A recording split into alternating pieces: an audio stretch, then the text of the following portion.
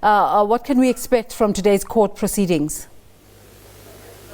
Good morning, Desiree. Good morning to the viewers again. Today we are expecting the legal representatives of the former President Jacob Zuma, as well as the arms manufacturer Thales, to be here in court, as they've already arrived, to argue for the appeal of a permanent stay of application, which was rejected by this very court behind me.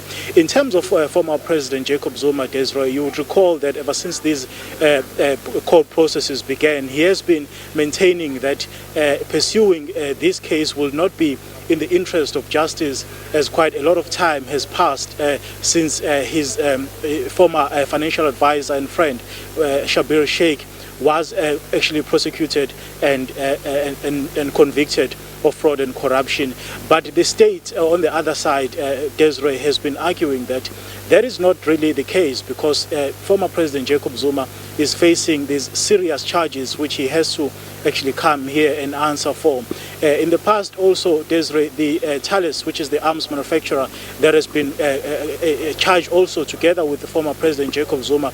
They have mentioned that they will be petitioning the highest court in the land, which is the Constitutional Court, to actually seek the leave to appeal the decision, rather to actually reinstate the charges, as well as charge that company. Their legal representatives are also here in court today. They will be arguing that together with the legal representatives of the former president. Desiree? So what sort of activity have we seen this morning?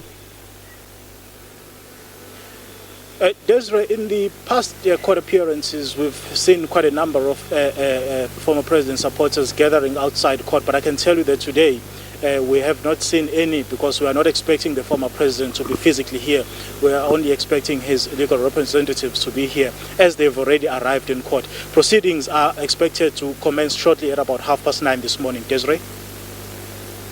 Very much to Simphiwe Makhanya there for that update. A story will continue to follow for the duration of the show this morning. Let us now cross back to my colleague